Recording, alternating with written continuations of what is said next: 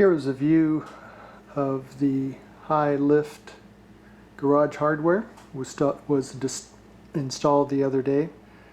The unit on the left has a clearance of approximately 118 inches, maybe 119, from the floor to the door when it is opened. For comparison, the original is the same. It's approximately 99 inches from the floor to the door when it is opened.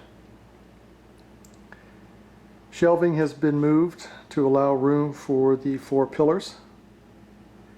The car rack I'm hoping to be installed this weekend. It depends on when it arrives at the warehouse.